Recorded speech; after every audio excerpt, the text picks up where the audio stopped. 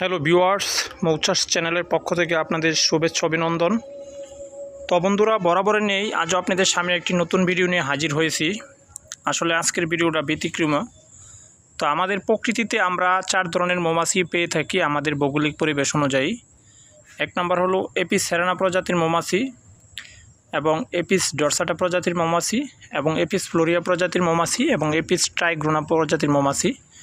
তো বন্ধুরা দেখুন, আজকে যে প্রজাতিটা সেটা হলো এপিস ফ্লোরিয়া প্রজাতির মৌমাছি। আসলে এই মৌমাছিগুলো খুবই রেয়ার, আমাদের প্রাকৃতিক পরিবেশে খুবই কম পাওয়া যায়। তো বিশেষ করে জুব জার বিভিন্ন পরিবেশে চাকগুলো করে। দেখুন, আসলে মোবাইলে ভিডিওটা করা যাচ্ছে না, একদম একটি বাঁশের জারের উপরে চাকটা করেছে, একটি মাত্র চাক করে এই মৌমাছিগুলো। তো এই মৌমাছিগুলো থেকে আপনারা মধু সংগ্রহ করতে পারবেন, এবং এই মধুগুলো খুবই সুমিষ্ট এবং উৎকৃষ্ট মানের হয়ে থাকে এবং ভিটামিন সমৃদ্ধ। কারণ এই মৌমাছিগুলো কিন্তু ছোট ছোট মৌমাছি হয়ে থাকে।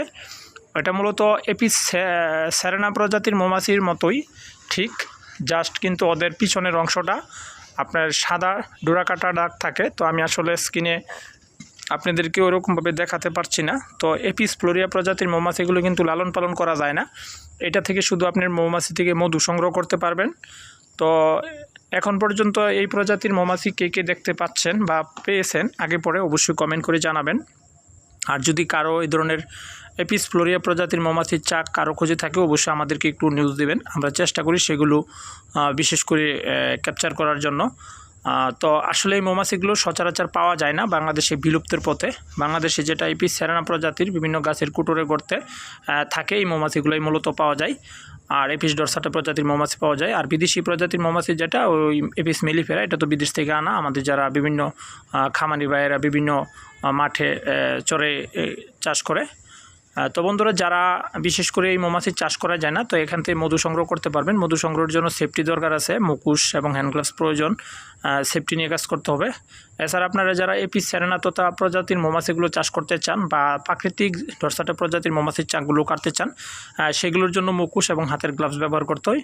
সর্বোপরি মৌমাছি যারা চাষ করতে চান এপিস মেলিফেরা অথবা এপিস সেরানা, তাদের জন্য আমি বলছি মৌমাছির চাষের আপনারা যে কোনো সরঞ্জামগুলো, যেমন ধরেন মৌমাছি চাষের মৌ বক্স, কুইন গেট, মুখোশ, স্মোকার, মধু নিষ্কাশন মেশিন, হাতের গ্লাভস এবং রানী উৎপাদন করার জন্য queen case, queen cup, needle pen সহ মৌমাছির চাষের যাবতীয় যে কোনো সরঞ্জাম পেতে আমাদের স্ক্রিনে দেওয়ার নাম্বারগুলোতে যোগাযোগ করে মৌচাষ বিকিপিং ইউটিউব চ্যানেল এবং মৌমাছি চাষ মৌচাষ পেজের পক্ষ থেকে আপনারা সংগ্রহ করে নিতে পারেন। আমরা সারা দেশে আমরা প্রত্যন্ত গ্রাম পর্যায়ে যে কোনো সরঞ্জাম আমরা হোম ডেলিভারির মাধ্যমে আপনাদেরকে পৌঁছে দেওয়ার চেষ্টা করি, এবং আমাদের কাছ থেকে আপনারা যে কোনো ধরনের ফুলের মধুগুলো আমাদের কাছ থেকে সংগ্রহ করে নিতে পারেন। আমরা চেষ্টা করি সারা বাংলাদেশের প্রত্যন্ত গ্রামে আমরা হোম ডেলিভারির মাধ্যমে যে কোনো প্রোডাক্ট পৌঁছে দেওয়ার জন্য।